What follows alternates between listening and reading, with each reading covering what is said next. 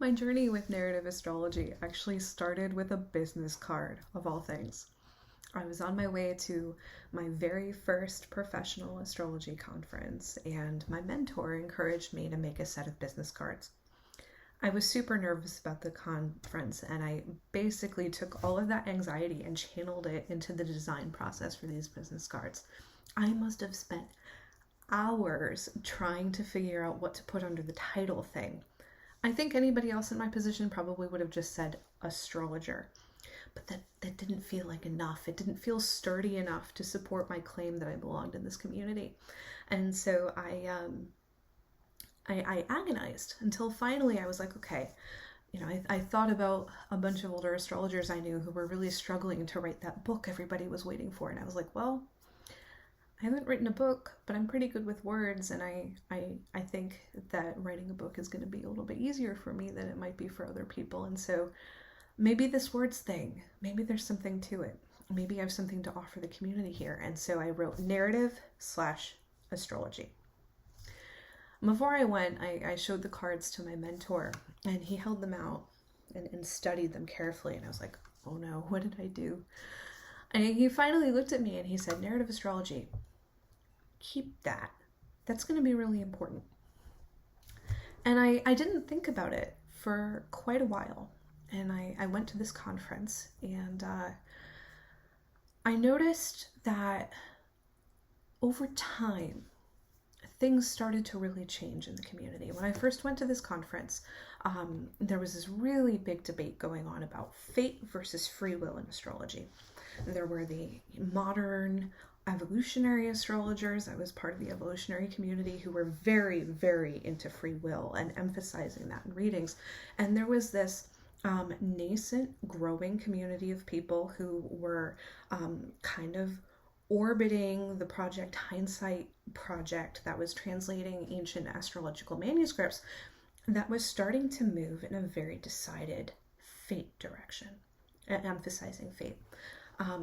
For decades, the free will school had been in power in the astrology community, and over time, over the last 10 years in my time in the astrology community, I've watched the power dynamic flip. These days, the astrologers who emphasize fate tend to have a lot of power in the community, while the astrologers who emphasize free will tend to be much more on the margins. When I was starting, I was definitely in the free will camp. But as I started my work as a professional astrologer, I noticed that there were some issues with some of the techniques that I was taught. I love evolutionary astrology. My work is still very much grounded in evolutionary astrology, but I started to notice things like a lot of my clients came to me and said that they didn't resonate with their sun signs. And when I started to bring in some of those traditional techniques, in this case, the ancient Hellenistic doctrine of sect, I noticed that these techniques spoke to real problems that my clients were having. In this case, if I looked at the moon with clients that were born at night, they found that they resonated a lot more with their moon sign than they did with their sun sign. And they were able to make progress in their relationship with astrology in a way that they hadn't before. So I found myself in this really interesting position of being still very much in the free will camp, while also discovering that there were things about fatalistic astrology that were helping my clients, ironically, find power and an agency in their lives in a way that free will astrology was really trying to encourage. I discovered this really weird paradox where if you acknowledge that not everybody starts at the same place in life, some people are starting at the 0-yard line and some people are starting at 50, even though we're, in some models of things running the same race. If I started by acknowledging that, it wasn't necessarily inevitable that the conversation had to go in a disempowering direction. If we acknowledged in the readings that I was doing that people started out with disadvantages, it was empowering because it allowed them to drop the story that they should have been able to do things in the past that were a lot more difficult for them than they would have been for somebody else. And so that led to a path of acceptance and forgiveness that then allowed them to move on in the present. So as I worked, I realized that I needed to find a way to reconcile, the free will astrology that I was brought into the astrology world with these old school fatalistic techniques. How could I bring these things together and reconcile them? I have a lot of squares in my personal natal chart, so reconciling those kinds of difficulties is something that I find super inspiring and am used to doing. And what I came back to was those business cards, narrative astrology. And I realized that the debate really wasn't about philosophy. It wasn't about fate versus free will. It was about what you do with the life that you are given. What is the story that you tell about that life? Do you say that, Saturn is square my Venus, therefore I'm doomed to never have relationships?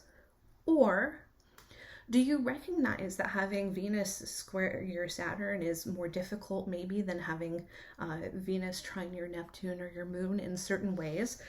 And then you work with what you have. You tell a story that recognizes the real difficulty that you're having while also creating a path for reconciliation, for change. I think that we're in a moment where we really need to do the work that I'm doing in narrative astrology. And this isn't just a pitch to come join me and come work with me, though I would be very happy if you did.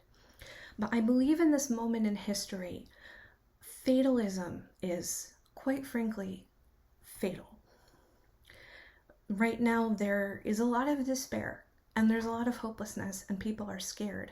And there's this sense that we don't really have a future, or at least we don't have a future that is worth looking forward to.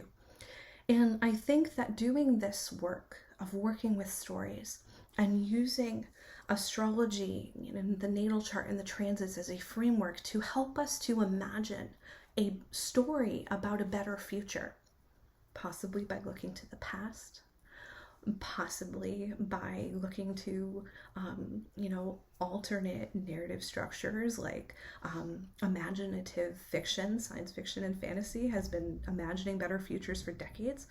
I think that if we can bring these things together, narrative and astrology, a recognition of the difficulty of these times and the lives that we're living in, while also recognizing the potential for a brighter future, that is necessary for making real change.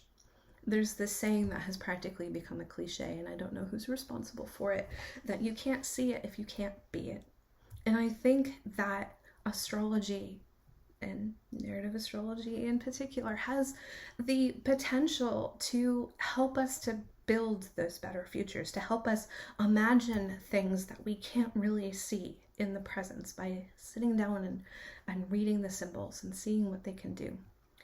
So if you are interested in exploring this with me, there are two main ways that you can work with me. One of them is you can work with me one-on-one.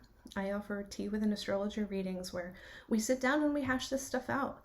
We take your chart, your transits, the stories that you're telling about your life, and we go through it with a red pen and rewrite things into a story that is both accurate to the symbols.